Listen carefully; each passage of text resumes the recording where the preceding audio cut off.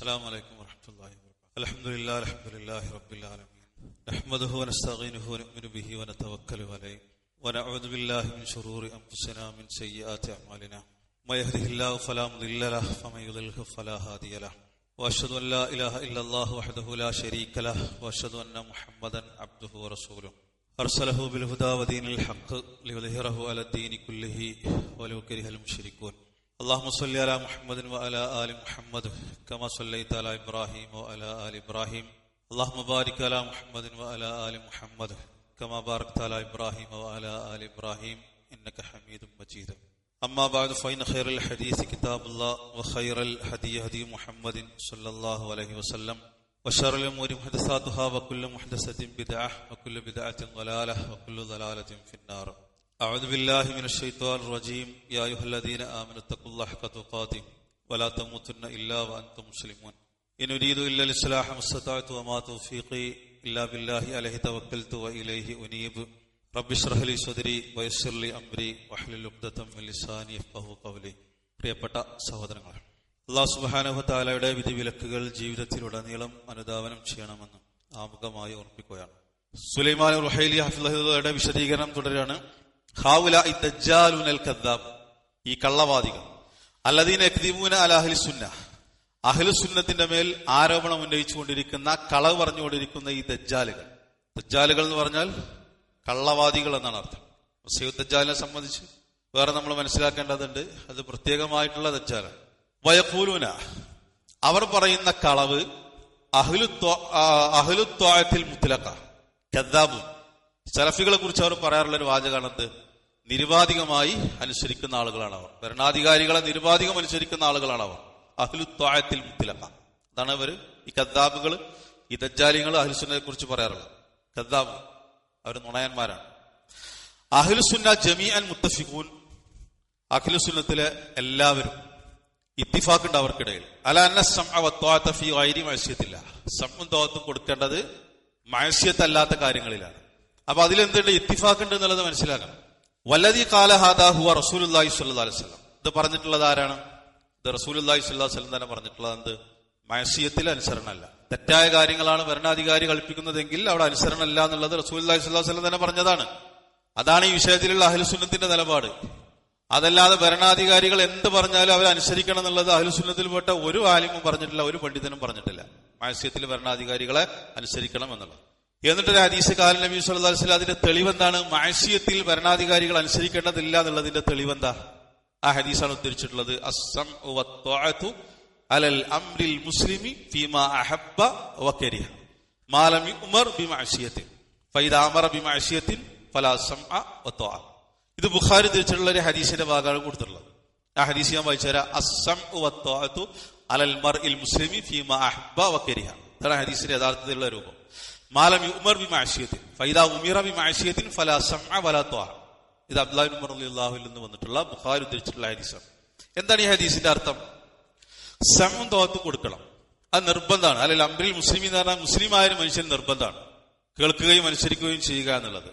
ഫീമ അഹബ്ബ വകരിഹ, അത് അവൻ ഇഷ്ടമുള്ള കാര്യങ്ങളാണെങ്കിലും ശരി, ഇഷ്ടമില്ലാത്ത കാര്യങ്ങളാണെങ്കിലും ശരി, അത് പ്രത്യേകം മനസ്സിലാക്കണം കേട്ടോ. ഇതിന്റെ അവസാന ഭാഗത്ത് ചില ആളുകൾ സംശയങ്ങൾ ഉന്നയിച്ചിട്ടുണ്ട്. ഇൻഷാ അല്ലാഹ് അതിന്റെ അടുത്ത ക്ലാസ്സിൽ നമ്മൾ അതാണ് വിശദീകരിക്കുക. ചില സംശയങ്ങൾ ആളുകൾ ഉന്നയിച്ചിട്ടുണ്ട്. ഭരണാധികാരികൾക്കെതിരെയുള്ള തെറ്റുകളിൽ അഹ്ലുസുന്നത്തിന്റെ ഉലമാക്കൾ മൗനം പാലിക്കുന്നു എന്നുള്ളതാ പൊട്ടത്തരം. ഒന്നല്ലെങ്കിൽ ഇസ്ലാമിന്റെ ആദർശം എന്താണെന്നുള്ളത് അവർ മനസ്സിലാക്കിയിട്ടില്ല. ഭരണാധികാരികളുടെ തെറ്റുകൾ എതിർക്കേണ്ടത് എങ്ങനെയാണ്, അതിന് ഇസ്ലാമിന്റെ രീതിയുണ്ട്. ആ രീതി മനസ്സിലാക്കാത്തത് കൊണ്ടാണ് എന്ത് അഹ്ലുസുന്നത്തിന്റെ പണ്ഡിതന്മാർ ഒരു കുറ്റം പറയുന്നത്. ഭരണാധികാരികൾ എന്ത് തെറ്റ് ചെയ്താലും കാമാന്ന് കൊണ്ടൂല എന്ന് പറയും അഹ്ലുസുന്നത്തിന്റെ പണ്ഡിതന്മാരെ കുറിച്ച്. ഒട്ടാരം പണ്ഡിതന്മാർ, ഇതൊക്കെയാണ് അവരെ കുറിച്ച് വിമർശിക്കാറുള്ളത്. അപ്പൊ ഈ ഹദീസിൽ പറഞ്ഞത് എന്താ? ഫീമ അഹബ്ബ വകരിഹ, നമുക്ക് ഇഷ്ടമുള്ള കാര്യങ്ങളിൽ മാത്രം ഭരണാധികാരി അനുസരിച്ചാൽ പോരാ. വകരിഹ എന്ന് പറഞ്ഞാൽ എന്താ? നമുക്ക് ഇഷ്ടമില്ലാത്ത കാര്യങ്ങളിൽ എന്ത് ചെയ്യണം? ഭരണാധികാരികൾ അനുസരിക്കണം. അപ്പൊ ഇത് ഹദീസിൽ തന്നെ വ്യക്തമാണ്. വേറെ ചില ഹദീസുകൾ ഞാൻ ഉദ്ധരിക്കുന്നുണ്ട്. ഭരണാധികാരികൾ നന്മകൾ മാത്രം കൽപ്പിക്കുന്ന ഭരണാധികാരികൾ ഉണ്ടാകാം, ഫാജിറായിട്ടുള്ള ഭരണാധികാരികൾ ഉണ്ടാകാം. അപ്പൊ നല്ലവരാണെങ്കിലും ശരി, തെമ്മാടികളായ ഭരണാധികാരികളാണെങ്കിലും ശരി, അനുസരിക്കുക എന്നുള്ളത് എന്താണ്? മുസ്ലിങ്ങൾക്ക് നിർബന്ധമാണ്. അതാണ് അഹ്ലുസുന്നത്തിന്റെ നിലപാട്. മനസ്സിലായിട്ടുണ്ടല്ലോ, അഹ്ലുസുന്നത്തിന്റെ നിലപാട് അതാണ്. ആ അഖീദയിൽ കൂടെ നമ്മൾ വിശദീകരിക്കണം.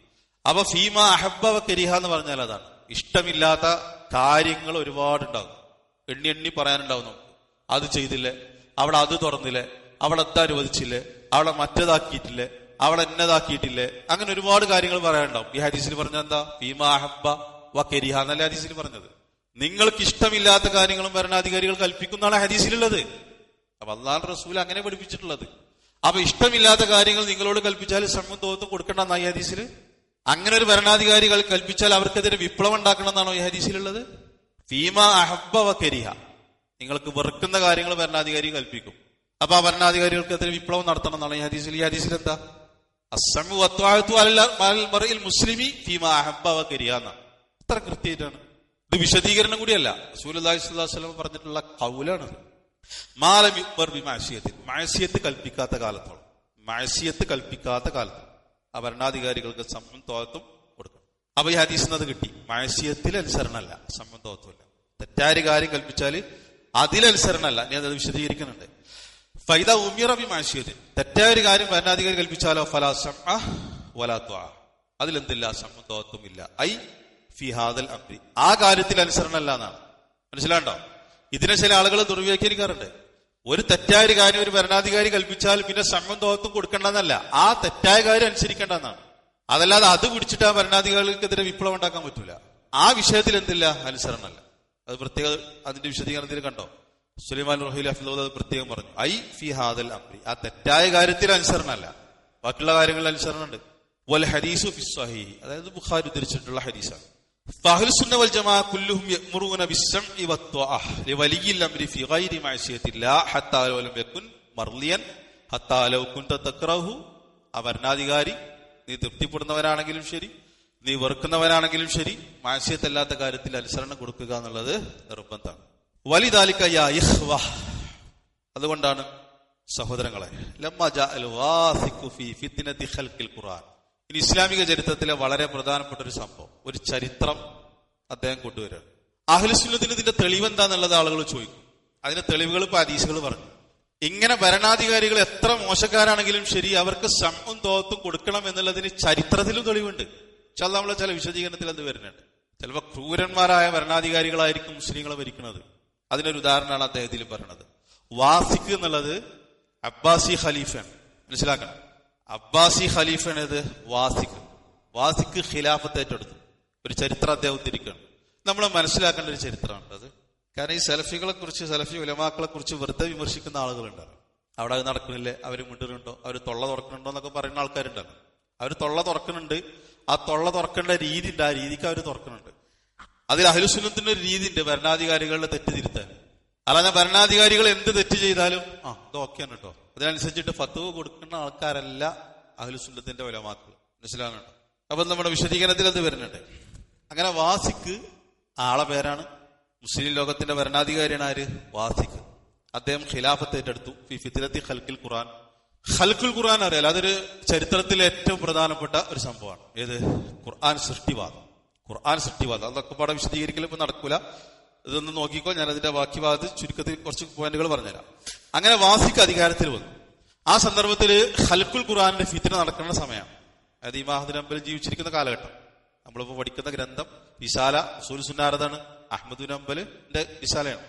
അദ്ദേഹം ജീവിച്ചിരിക്കുന്ന കാലഘട്ടത്തിലാണ് ഈ സംഭവം നടക്കുന്നത്. അദ്ദേഹവുമായി ബന്ധപ്പെട്ട ചരിത്രം. അങ്ങനെ വാസിഖ് അധികാരം ഏറ്റെടുത്തു. വക്കുല്ല നമ്മൾ പറയുന്നു ഇന്നഹു അശ്അലുൽ ഫിത്ന. അതെന്താണ്? ആ ഒരു ഫിത്ന എന്ന് പറഞ്ഞാൽ അതൊരു ഫിത്നയായിരുന്നു, ഭയങ്കരമായ ഒരു ഫിത്നയായിരുന്നു. ലാക്കിൻ സുബ്ഹാനല്ലാഹ് സ്വറഫഹുല്ലാഹു അലൽ ഇമാം അഹ്മദ്. വാസിഖിന്റെ ഫിത്നയിൽ നിന്നും അള്ളാഹു ഇമാം അഹ്മദിനെ രക്ഷിച്ചു. മഅദ്ദബൽ ഇമാം അഹ്മദ് ലാക്കിൻ കാല. വാസിഖ് എന്ത് ചെയ്തില്ല? ഇമാം അഹ്മദ് ഹംബലിനെ ശിക്ഷിച്ചില്ല. പക്ഷെ വാസിഖ് എന്ത് പറഞ്ഞു? ലാ തസ്കുൻ ഫി അർളിൻ അന ഫീഹ, ഞാനുള്ള നാട്ടില് നീ ഉണ്ടാകാൻ പാടില്ല. ഇത് വിശാലമായിട്ടുള്ള ചരിത്രമാണ്. വാസിഖിന്റെ മുമ്പ് മുഅ്തസിം വന്നിട്ടുണ്ട്. വാസിഖിന്റെ മുമ്പ് ഖലീഫാരായിരുന്നു മുഅ്തസിമായിരുന്നു. മുഅ്തസിമിന്റെ മുമ്പ് ഖലീഫാരായിരുന്നു മഅ്മൂനായിരുന്നു. അബ്ബാസി ഖലീഫമാരെ കുറിച്ചാണ് പറയുന്നത്. ഈ അബ്ബാസി ഖലീഫമാരെന്ത് ചെയ്തു? മുഅ്തസിലത്തുണ്ടല്ലോ, മുഅ്തസിലാക്കൾ നമ്മൾ പറയാറുണ്ടല്ലോ, ആ മുഅ്തസിലികൾ സ്വാധീനം ചെലുത്തി. ആരെ? ഈ മുസ്ലിം ഭരണാധികാരികൾ, അതായത് ഈ മഅ്മൂനിനെയും മുഅ്തസിമിനെയൊക്കെ അവരുടെ ആദർശം അവർ കുത്തിച്ചെലുത്തി. അങ്ങനെ ഖൽഖുൽ ഖുർആന്റെ വാദം മുഅ്തസിലത്തിന്റെ വാദമാണ്. ഖുർആൻ അള്ളാഹുവിന്റെ സൃഷ്ടിയാണ് എന്നുള്ള വാദം. അത് ഭരണാധികാരികളെ കൊണ്ട് അവർ സ്വാധീനം ചെലുത്തി, ഭരണാധികാരികളെ കൊണ്ട് അവരത് പറയിപ്പിച്ചു. അപ്പൊ മുഅ്തസിം, മഅ്മൂന്, മുഅ്തസിം, അതിനുശേഷം വന്ന ആളാരാണ്? വാസിഖ്. എന്നാൽ വാസിഖ് ഈ ഖുർആൻ അള്ളാഹുവിന്റെ സൃഷ്ടിയാണ് ആ വാദം എല്ലാവരെ കൊണ്ട് നിർബന്ധിപ്പിച്ച് പറയിപ്പിച്ചു. അത് അംഗീകരിക്കാത്ത ആളുകളെ കൊല്ലുമെന്ന് പറഞ്ഞു. അവരെ ജയിലിലടച്ചു, അവരെ ചെങ്ങലകളിൽ ബന്ധിച്ചു, പല ആളുകളെയും നാട് കടത്തി. അത് മഅ്മൂന്റെ കാലഘട്ടത്തിൽ ആരംഭിച്ചു. അതിനുശേഷം മുഅ്തസിം വന്നു, അതിനുശേഷം വാസിക്ക് വന്നു. വാസിക്കിന്റെ സംഭവമാണ് ഇവിടെ ഉദ്ധരിച്ചിട്ടുള്ളത്. വാസിക്ക് എന്ത് ചെയ്തു? ഇമാം അഹ്മദ് ഹംബലിനോട് പറഞ്ഞു, ഈ നാട്ടിൽ നീ ഉണ്ടാകരുത്, നാട് വിടണം. അന്ന് ഈ ഫിത്ന ഇങ്ങനെ കൊടുമ്പിരി കൊണ്ടിരിക്കുന്ന സമയമാണ്. ഇത് അംഗീകരിക്കാത്ത പണ്ഡിതന്മാരെ മുഴുവനും ചാട്ടവാറ് കൊണ്ട് അടിക്കുകയാണ്, അവരെ ജയിലിലടക്കുകയാണ്. ഖുർആൻ സൃഷ്ടിയാണ് എന്നുള്ളത് പറയണം. അഹ്ലുസുന്നത്തിന്റെ അഖീദ എന്താണ്? ഖുർആൻ സൃഷ്ടിയല്ല, ഖുർആൻ അള്ളാഹുവിന്റെ കലാമാണ്. അള്ളാഹുവിന്റെ കലാം എന്നുള്ളത് അള്ളാഹുവിന്റെ സിഫത്താണ്. അള്ളാഹുവിന്റെ സിഫത്തി എന്നുള്ളത് എന്തല്ല? അള്ളാഹുവിന്റെ സൃഷ്ടിയല്ല.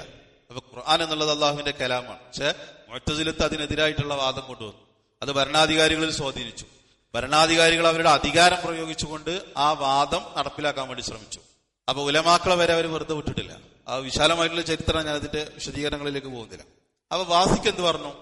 ഈ നാട്ടിൽ ഉണ്ടാകരുത്, ഉണ്ടായാൽ ഞാൻ എന്നെ വെറുതെ വിടൂല. അല്ലെങ്കിൽ എന്ത് ചെയ്യണം? ഖുർആൻ അള്ളാഹിന്റെ സൃഷ്ടിയാണെന്നുള്ളത് അംഗീകരിക്കണം. അങ്ങനെ ഇമാം ഇതിനെ നാട് കടത്തി. പിന്നീട് അദ്ദേഹം മാസങ്ങളോളം ഒളിച്ചു കഴിയായിരുന്നു. അദ്ദേഹത്തിന് ദർസ് ഉണ്ടായിരുന്നില്ല, പിന്നെ ഹദീസ് ഇത്തരത്തിലുള്ള ഒന്നും അനുവദിച്ചിരുന്നില്ല. അങ്ങനെ കുറെ പിന്നെ മാസങ്ങൾ കഴിഞ്ഞു. അങ്ങനെ ഉള്ള ഒരു സന്ദർഭത്തില് ഇമാം അഹ്മദ് യുശാവിറൂനഹു ഫിൽ ഖുറൂജി അലൈഹി, ചില ആളുകൾ എന്ത് ചെയ്തു? ഇമാം അഹ്മദ് ഹംബലിന്റെ വീട്ടിലേക്ക് വന്നു. എന്തിനാണ് വീട്ടിലേക്ക് വന്നത്? വാസിക്കിനെതിരെ വിപ്ലവം ഉണ്ടാക്കും. ഇപ്പൊ മിക്സിങ് അനുവദിച്ചു എന്ന് പറഞ്ഞിട്ട് ചില നാടുകൾക്കെതിരെ വിപ്ലവം ഉണ്ടാക്കാൻ ചില ആളുകൾ ശ്രമിച്ചുകൊണ്ടിരിക്കുന്നുണ്ട്. ബാറുകൾ അനുവദിച്ചു എന്ന് പറഞ്ഞുകൊണ്ട് ചില രാജ്യങ്ങൾക്കെതിരെ ചില ആളുകൾ വിപ്ലവം ഉണ്ടാക്കാൻ വേണ്ടി ശ്രമിക്കുന്നുണ്ട്. ഈജിപ്തിൽ നടന്നത് അതാണ്, ലിബിയയിൽ നടന്നത് അതാണ്. അതേപോലെ തന്നെ പല മുസ്ലിം നാടുകളിൽ ഞാനതിന്റെ വിശദീകരണങ്ങളിലേക്ക് വരുന്നുണ്ട്. ഇപ്പോ ഫലസ്തീനാണെങ്കിലും ഇറാഖാണെങ്കിലും അതല്ലാത്ത നാടുകളാണെങ്കിലും അവിടുത്തെ ചരിത്രം എന്താന്നുള്ളത് നമ്മൾ മനസ്സിലാക്കി. സദ്ദാം ഹുസൈൻ പോരാന്ന് പറഞ്ഞിട്ടാണ് മൂപ്പർക്കെതിരെ വിപ്ലവം ഉണ്ടാക്കിയത്. പിന്നെ ഇറാഖിന്റെ ചരിത്രം എന്താ? ചോരപ്പുഴ. ആ നാട്ടുകാർ തന്നെ പറഞ്ഞു സദ്ദാം തന്നെ മതിയായിരുന്നു. അത് വേറൊരു വിഷയമാണ്, ഞാൻ അതിലേക്ക് ഈ സന്ദർഭത്തിൽ കടന്നു പോകുന്നില്ല. ഇങ്ങനെയുള്ള ചില കാരണങ്ങളാണല്ലോ വിപ്ലവം ഉണ്ടാക്കാൻ ചില ആളുകൾ പറഞ്ഞു വരുന്നത്. അതിങ്ങനെ കുസുകുസു പറയും. ഏരിയ തലത്തിൽ മീറ്റിംഗ് കൂടും, പിന്നെ ജില്ലാതലത്തിൽ മീറ്റിംഗ് കൂടും, പിന്നെ അത് സംസ്ഥാന തലത്തിലുള്ള മീറ്റിംഗ് ആവും. അങ്ങനെ അതൊരു വിപ്ലവമായിട്ട് മാറും. ഇങ്ങനെയൊക്കെയാണല്ലോ നടക്കുന്നത്. അപ്പൊ അത് പോകട്ടെ, അത് മറ്റൊരു വിഷയം. അങ്ങനെ ഈ ആളുകൾ, നമ്മുടെ ആളുകൾ, അഹ്ലുസുന്നത്തിന്റെ ആളുകൾ ഈ അഹ്മദ് ഹംബലിന്റെ വീട്ടിൽ വന്നിട്ട് പറഞ്ഞു, വാസിക്കിനെ വെറുതെ വിടാൻ പാടില്ല, അവനെതിരെ ഖുറൂജ് എന്ന് പറഞ്ഞാൽ അതാണ് ഭരണാധികാരികൾക്കെതിരെ തിരിയ, വിപ്ലവം ഉണ്ടാക്കണം എന്ന് പറഞ്ഞിട്ട് ഇമാം ഹംബലിന്റെ വീട്ടിലേക്ക് വന്നു. അല്ലെങ്കിൽ വാസിക്ക് വഖാല, അവർ പറഞ്ഞു, ഇന്നാ നഖാഫു അലാ ഇയാലിനാ വനഖാഫു മാ യതവഖഫുൽ അംറു ഇൻദ ഹാദിൽ ഹദ്ദി. അവർ പറഞ്ഞു, ഞങ്ങളുടെ മക്കളുടെ കാര്യത്തിൽ, ഞങ്ങളുടെ കുടുംബത്തിന്റെ കാര്യത്തിൽ ഞങ്ങൾക്ക് പേടിയുണ്ട്. കാര്യം ഇവിടെ കൊണ്ടൊന്നും അവസാനിക്കൂല. വഹാദാ യഫ്തിനു നാസ ഫീ മിഹ്നത്തി ഫീ ഖൽഖിൽ ഖുർആൻ. വാസിക്ക് ജനങ്ങളെ മുഴുവനും ഖൽഖുൽ ഖുർആന്റെ വിഷയത്തിൽ ഫിത്നയിലാക്കിക്കൊണ്ടിരിക്കുകയാണ്, മനുഷ്യന്മാരെ മുഴുവൻ. അപ്പൊ ഞങ്ങളുടെ മക്കളുടെ കാര്യത്തിൽ ഞങ്ങൾക്ക് പേടിയുണ്ട്. ഇതൊരു മിക്സിങ്ങിന്റെ വിഷയമല്ല, അത് മുസ്ലിങ്ങളുടെ ആദർശത്തെ തന്നെ ഇല്ലാതാക്കി കളയുന്ന വിഷയമാണ്. അഹ്ലുസുന്നത്തിന്റെ ആദർശത്തെ തന്നെ അട്ടിമറിക്കുന്ന സംഗതിയാണിത്. അതുകൊണ്ട് വാസിക്കിനെതിരെ വിപ്ലവം ഉണ്ടാക്കണം, ഞങ്ങൾക്ക് പേടിയുണ്ട് എന്ന് പറഞ്ഞു. കാരണം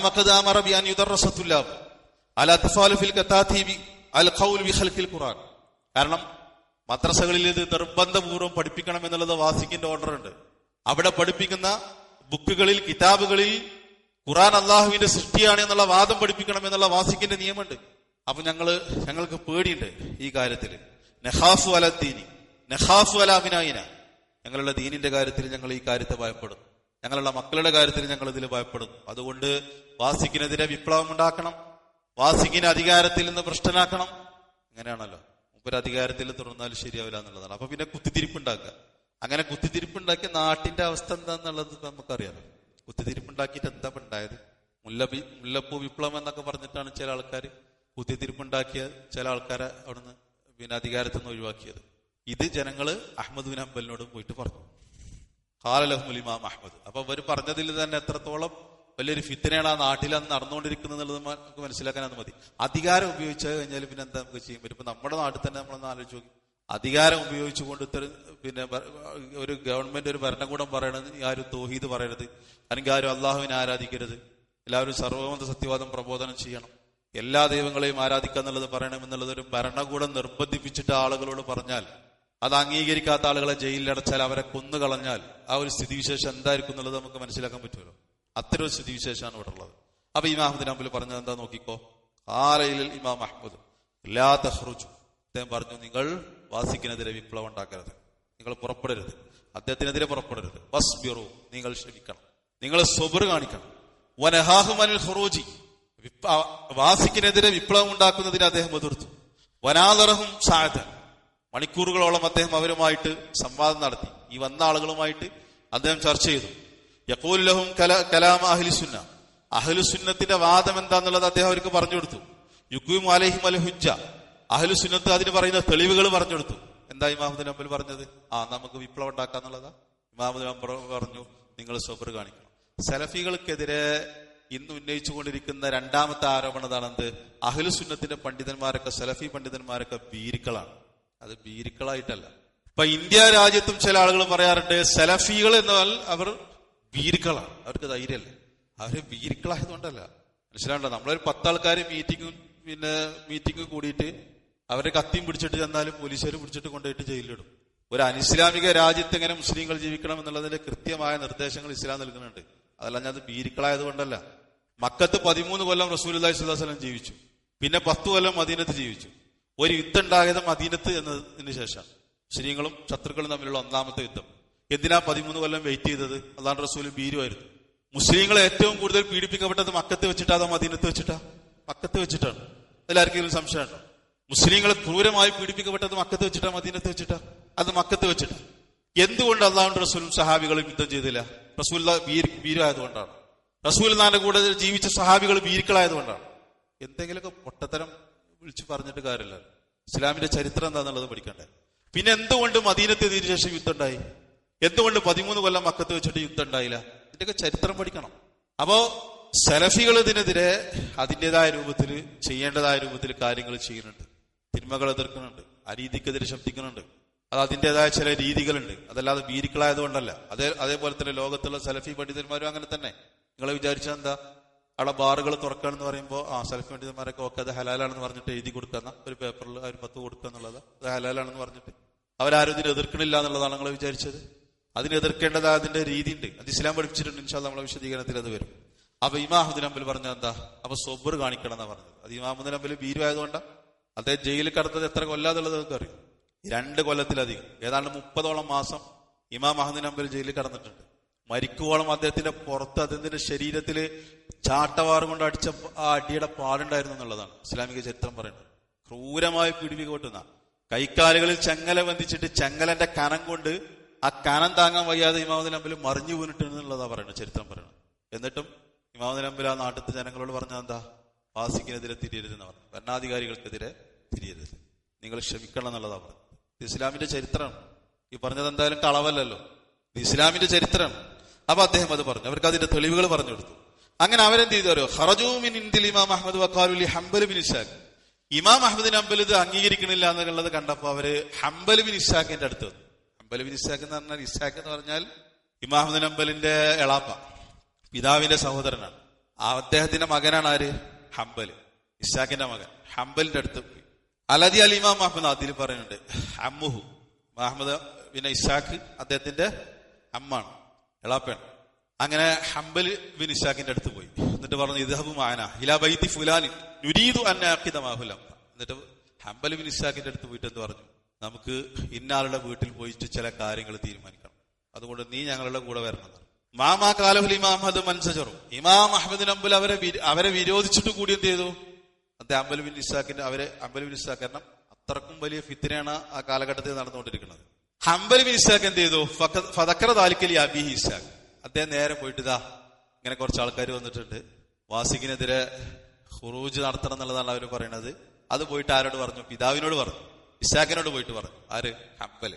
ഫഖാല ലഹു, ഇസ്ഹാഖ് എന്ത് പറഞ്ഞു? റഹ്മത്തുള്ളാഹി അലൈഹി, ലാ തദ്ഹബു മഅഹും. അദ്ദേഹത്തിന്റെ അവരുടെ കൂടെ പോകരുത് കേട്ടോ, ഇവരൊക്കെ ബീരിക്കള, ക്രൂരമായി പീഡിപ്പിക്കപ്പെട്ട ഇമാം അഹ്മദ് ബിൻ ഹംബൽ ബീരുക, നീ അവരുടെ കൂടെ പോകരുത്. വതആയ അലൈഹിം, അവർക്ക് കാര്യത്തിന്റെ നിജസ്ഥിതി എന്താന്നുള്ളത് അവർക്ക് മനസ്സിലായിട്ടില്ല. ഫൈൻ യഖ്ശാ അൻ യകൂന ലിൽ ഇമാം അഹ്മദ് ദിക്റുൻ, നീ അവരുടെ കൂടെ പോയാൽ എന്താവും? ഇമാം അഹ്മദ് ബിൻ ഹംബലിനും ഈ വിപ്ലവത്തിൽ പങ്കുണ്ട് എന്നുള്ളത് അവർ വിചാരിക്കും, ഈ ഫിത്നയിൽ പങ്കുണ്ട് എന്നുള്ളത് അവർ വിചാരിക്കും. യാനി അതുകൊണ്ട് ഉദ്ദേശിക്കുന്നത് അൻതലു റുഹ്തമാഹും, നീ അവരുടെ കൂടെ പോയാൽ, അതായത് ഇസ്ഹാഖ് മകൻ ഹംബലിനോട് പറയാണ്, നീ അവരുടെ കൂടെ പോയാൽ അൻത ഇബ്നി, നീ എന്റെ മകനാണല്ലോ, അപ്പൊ നീ അവരുടെ കൂടെ പോയാൽ അനഖുൽ ഇമാം അഹ്മദ്, ഞാനാകട്ടെ ഇമാം അഹ്മദിന്റെ സഹോദരനാണ്. അൽ ഇമാം അഹ്മദ് മാഹും വർസല ഇബ്ന അഖീഹി, അവരെന്ത് പറയും? ഈ വിപ്ലവകാരികളുടെ കൂടെ ഇമാം അഹമ്മദ് ഉണ്ട് എന്ന് പറയും. കാരണം എന്താ? അദ്ദേഹത്തിന്റെ സഹോദരന്റെ മകനെയാണ് അയച്ചിട്ടുള്ളത് വിപ്ലവം നടത്താൻ. അപ്പൊ നീ അവരുടെ കൂടെ പോകരുത്. വൈദുക്കറു അൽ ഇമാം അഹമ്മദ് ഫി ഹാദിഹിൽ ഫിത്ന. ഈ ഫിത്നക്ക് ഇമാം അഹമ്മദ് ബിൻ ഹംബലിനും പങ്കുണ്ട് എന്നുള്ളത് അവർ പറയും. അതുകൊണ്ട് ഇസ്ഹാഖ് മകനോടെന്ന് പറഞ്ഞു, നീ അവരോടൊപ്പം പോകരുത്. അദ്ദേഹം അതിന് ഇതാണ് ഈ വിഷയത്തിലുള്ള അഹ്ലുസുന്നത്തിന്റെ നില. ബാക്കി നോക്കിക്കോ. ഫൻദുറു യാ ഇഖ്വ. എന്നിട്ട് സുലൈമാൻ റഹീൽ ഹഫിളഹു പറയുന്നത് വിശാലമായിട്ടുള്ള ചരിത്രമാണ് കേട്ടോ. കൈഫ ബുസുറു അഹ്ലുസുന്ന. ഇതാണ് അഹ്ലുസുന്നത്തിന്റെ ഇൽമ്. ഫിത്നത്തുൻ അളീമ. വമ്പിച്ച ഫിത്നയാണ് ആ സന്ദർഭത്തിൽ. വന്നാസു യഖൂലൂൻ. ജനങ്ങൾ ഇങ്ങനെ പറഞ്ഞുകൊണ്ടിരിക്കുകയാണ്, നഖാഫു വലാ ദീനിന. ഞങ്ങൾ ഞങ്ങളുടെ ദീനിന്റെ കാര്യത്തിൽ ഭയപ്പെടുന്നു. കൈഫ ലസിമൽ ഇമാം അഹ്മദ് വഹുവല്ലദീ ഊദിയ. എന്താണ് ഇമാം അഹമ്മദ് അവരോട് പറഞ്ഞത്? ഇമാം അഹമ്മദ് മുറുകെ പിടിച്ച ആദർശം എന്താണ്? അദ്ദേഹം പീഡിപ്പിക്കപ്പെട്ടുകൊണ്ടിരിക്കുകയാണ്. വക്കാന അബ്നാഹു. അദ്ദേഹത്തിന്റെ മക്കളാകട്ടെ, അതായത് ഇമാം അഹമ്മദ് നബിന്റെ മക്കള് യറൗന, അവർ കാണുന്നുണ്ട്, അസറദ്ദർബി ഫീ ലഹരി ഇലാ അൻ മാത. നമ്മൾ നേരത്തെ പറഞ്ഞില്ലേ, മരിക്കുന്നത് വരെ ചാട്ട കൊണ്ട് അടി കിട്ടിയതിന്റെ പാടുകൾ അദ്ദേഹത്തിന്റെ ശരീരത്തിൽ ഉണ്ടായിരുന്നു. എന്നിട്ട് ഇമാം അഹമ്മദ് നബി ചെയ്തത് എന്താ? യൻഹാഹും അൽ ഖുറൂജി. വാസിഖിനെതിരെ വിപ്ലവം നടത്തുന്നതിനെതിരെ അദ്ദേഹം മുതിർത്തു. വാസിഖിനെ മാത്രല്ല, അതിന്റെ മുമ്പാരുണ്ട് മുഅ്തസിമുണ്ട്, അതിന്റെ മുമ്പാരുണ്ട് മഅ്മൂനുണ്ട്. അവർക്കെതിരെ വിപ്ലവം ഉണ്ടാക്കുന്നതിന് അദ്ദേഹം എതിർത്തു. വയുസക്കീനഹും. അദ്ദേഹം അവരെ ശാന്തരാക്കി. വയഉമുറുഹും. അദ്ദേഹം അവരോട് കൽപ്പിച്ചു. അഹ്ലുസുന്നത്തിന്റെ നിലപാട് എന്താന്നുള്ളത് അദ്ദേഹം അവരോട് കൽപ്പിച്ചു. വയുഹവ്വിഫുഹും മിൻ ആഖിബത്തിൽ ഖുറൂജി. ഖുറൂജിന്റെ അനന്തരഫലങ്ങൾ, അതിന്റെ റിസൾട്ട്, വിപ്ലവത്തിന്റെ റിസൾട്ട്, അതിനെപ്പറ്റി അദ്ദേഹം അവർക്ക് താക്കീത് കൊടുത്തു. വനഹ്വഹദ്. അങ്ങനെ ഓരോ കാര്യങ്ങളും ആ ജനങ്ങൾക്ക് അദ്ദേഹം പറഞ്ഞു കൊടുക്കുകയാണ് ചെയ്തത്. ഇതാണെന്ത്? ഈ വിഷയത്തിലുള്ള അഹ്ലുസുന്നത്തിന്റെ നിലപാട്. അടി കിട്ടിയെന്നാണ്, ബോധം കെട്ടിട്ട് മറിഞ്ഞു വീണെന്നാണ് ഇമാം അഹ്മദ്. വിരലെണ്ണാവുന്ന പണ്ഡിതന്മാർ മാത്രമാണ് ആ കാലഘട്ടത്തിൽ അഹ്ലുസുന്നത്തിൽ ഉറച്ചു നിന്നതെന്നാണ് മനസ്സിലാക്കണം. ബാക്കിയുള്ള പണ്ഡിതന്മാരൊക്കെ കൂറുമാറി. ജനങ്ങളിങ്ങനെ പുറത്തിങ്ങനെ നിൽക്കാന്നാ പറഞ്ഞത്. മൈതാനത്ത് നിറച്ചു ജനങ്ങളിങ്ങനെ തിങ്ങിക്കൂടി. 10,000 ആൾക്കാരിങ്ങനെ ഇമാം അഹ്മദ് അംബലിന്റെ ചുണ്ടിൽ നിന്ന്, നാവിൽ നിന്ന് ഒരു വാക്ക് കിട്ടാൻ വേണ്ടി കുത്തിരിക്കുകയാണ്. അവർ വാസിഖിനെതിരെ തിരിയും, അല്ലെങ്കിൽ മുത്തസിഫിനെതിരെ തിരിയും, അല്ലെങ്കിൽ മഅ്മൂനെതിരെ തിരിയും. അപ്പൊ ഇമാം അഹ്മദ് അംബല് ഖുർആൻ അള്ളാഹുവിന്റെ സൃഷ്ടിയാണെന്ന് പറഞ്ഞാൽ അഹ്ലുസുന്നത്തിന്റെ അഖീദ തന്നെ അവിടെ പൊളി. കാരണം അദ്ദേഹം എന്താണ് പറയുന്നത് എന്നുള്ളതാണ് ഈ 10,000 ആൾക്കാർ നോക്കിക്കൊണ്ടിരിക്കുന്നത്. അപ്പൊ അത് അംഗീകരിക്കാത്ത ആളുകൾ അവരെന്ത് ചെയ്തു? അധികാരം ഉപയോഗിച്ചുകൊണ്ട് ക്രൂരമായി പീഡിപ്പിച്ചു എന്നുള്ളത്. എണ്ണത്തിൽ കുറഞ്ഞ വിരലുണ്ടാവുന്ന ഉലമാക്കള് മാത്രമാണെന്ത് അതില് ഉറച്ചുന്നത്. അതുകൊണ്ടാണ് ഉലമാക്കള്, ഇപ്പൊ നമ്മൾ പഠിക്കുന്ന ഗ്രന്ഥതാണ് ഉസൂലു സുന്ന. ഇമാമു സുന്ന എന്നുള്ള പേരിൽ അറിയപ്പെട്ടത് ആരാണ്? അഹ്മദ് ബിൻ ഹംബൽ റഹ്മത്തുള്ളാഹി അലൈഹി. അഹ്മദ് ബിൻ ഹംബൽ റഹ്മത്തുള്ളാഹി അലൈഹി.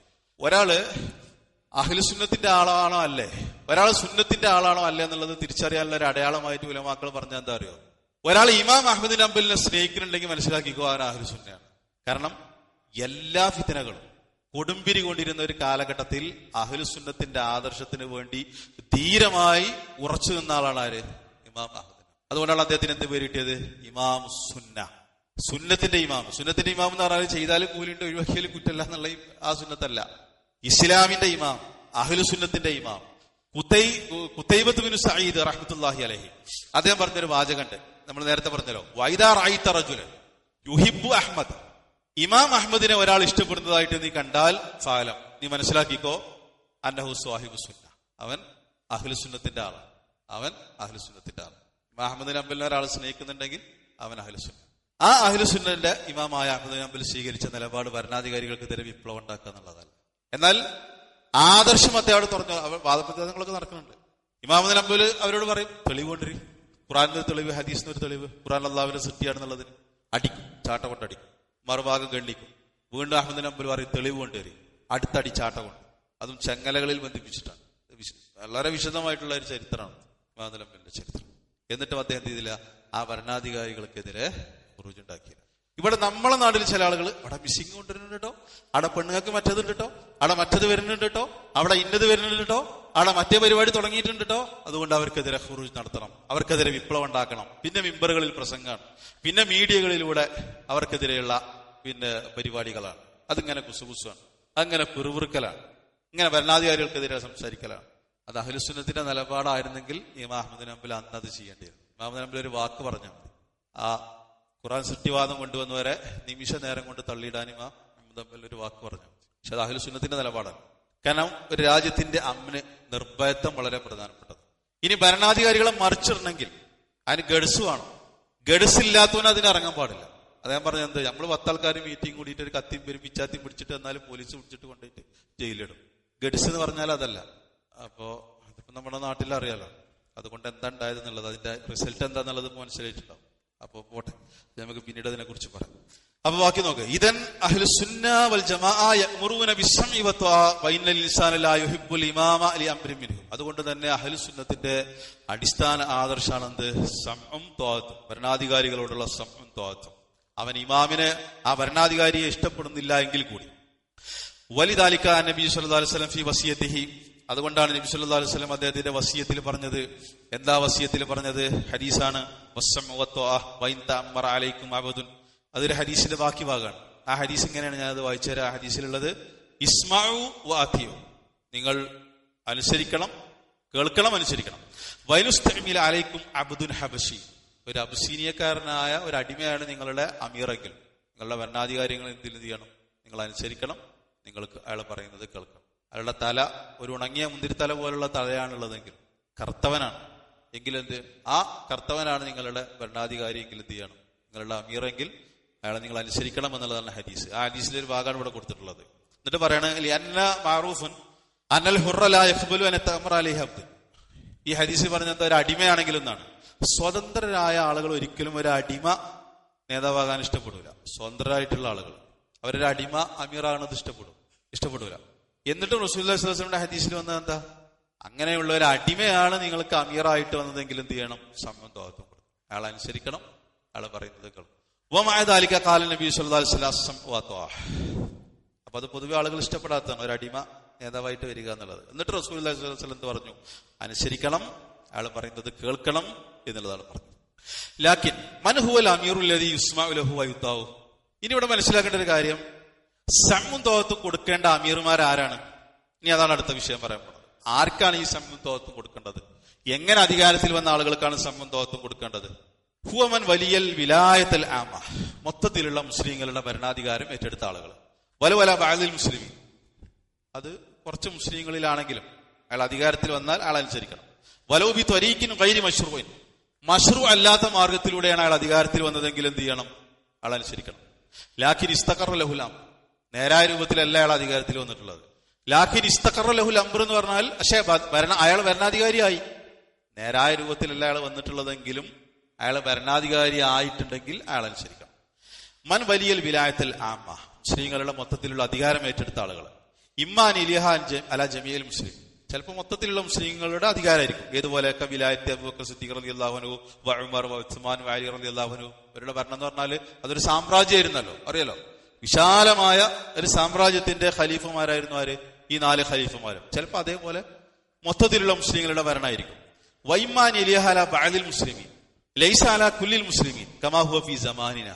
ചിലപ്പോൾ അതേപോലെ മൊത്തത്തിലുള്ള ഇതാകണമെന്നില്ല. നമ്മുടെ ഇന്നത്തെ കാലഘട്ടത്തിലൊക്കെ കാണുന്നത് പോലെ ഓരോരോ കൊച്ചു നാടുകൾ, ഇപ്പൊ ഖത്തർ ഒരു രാജ്യം, ദുബായ് വേറൊരു രാജ്യം, പിന്നെ കുവൈത്ത് വേറെ രാജ്യം, ഇങ്ങനെ ചെറിയ ചെറിയ മുസ്ലിങ്ങൾ, ചെറിയ ചെറിയ രാജ്യങ്ങൾ നമ്മുടെ ഇന്നത്തെ കാലഘട്ടത്തിൽ കാണുന്നത് പോലെ എന്നുള്ളതാണ് അദ്ദേഹം പറഞ്ഞത്. അങ്ങനെയാണെങ്കിൽ എന്ത് ചെയ്യണം?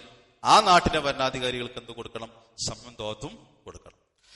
ഫൈൻ വലിയൽ വിലായത്തിൽ ആം അല ബഅദിൽ മുസ്ലിമീൻ ഫൈനലഹു മാലിൽ ഖലീഫത്തിൽ ആം വഅലൈഹിമാ അലൽ ഖലീഫത്തിൽ ആം ബിൽ ഇജ്മാഇ വഖദ് നഖല ഹദൽ ഇജ്മാഉ ജംഉ മിനൽ ഉലമാഇ സുന്ന. അപ്പോ പറഞ്ഞെന്താ? മൊത്തത്തിൽ മുസ്ലിങ്ങളുടെ അധികാരം ഏറ്റെടുത്ത ഭരണാധികാരികളാണെങ്കിലും ശരി, കുറച്ച് മുസ്ലിങ്ങളുടെ ഭരണാധികാരം ഏറ്റെടുത്ത ആളുകളാണെങ്കിലും ശരി, അവരൊക്കെ ഖലീഫന്റെ പരിധിയിൽപ്പെടും. അവർക്കൊക്കെ എന്ത് കൊടുക്കണം? സംഉം ത്വാഅത്തും കൊടുക്കണം.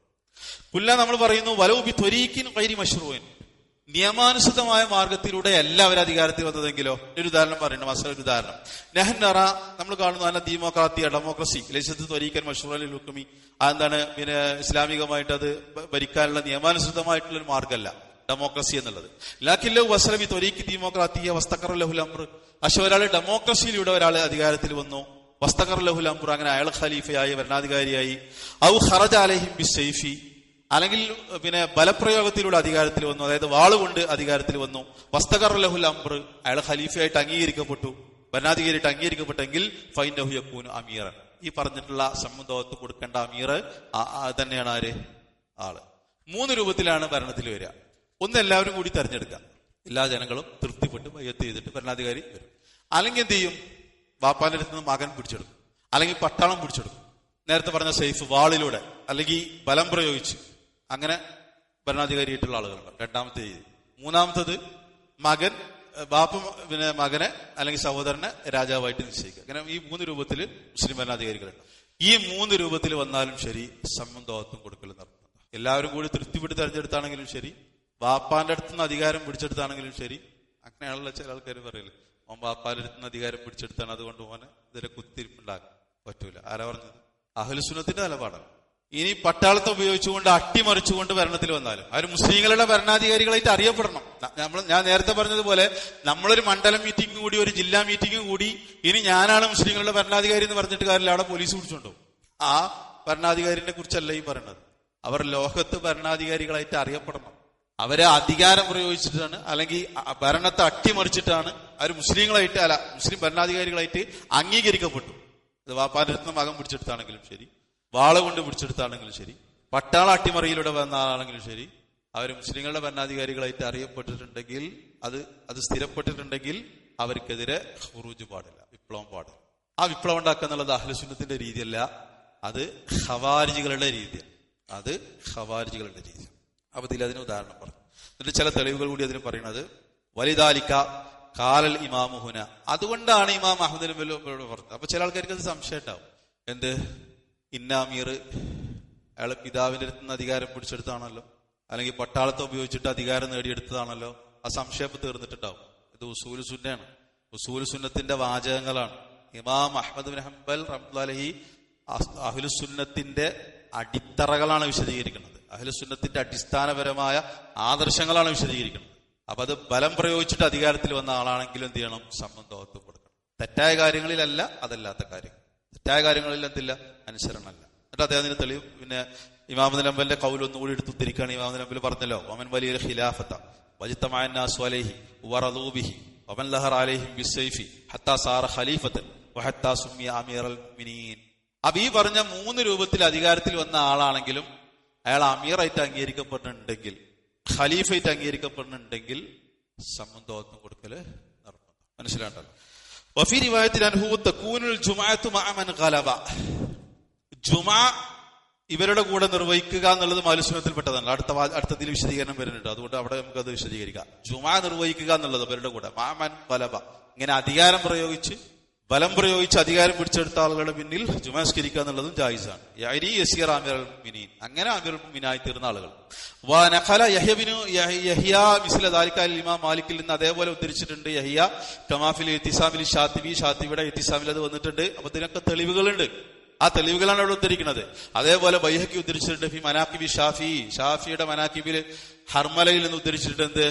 അദ്ദേഹം പറയുന്ന ഹർമല പറയണ സമീഅത്തു ഷാഫി, ഷാഫി പറയുന്നത് ഞാൻ കേട്ടു. യഖൂലു, അദ്ദേഹം പറയണ കാന മൻ ഗലബ അലൽ ഖിലാഫത്തി ബിസ്സൈഫി ഹത്താ യുസമ്മിയ ഖലീഫ വയജ്മഉ അന്നാസു അലൈഹി ഫഹുവ ഖലീഫ.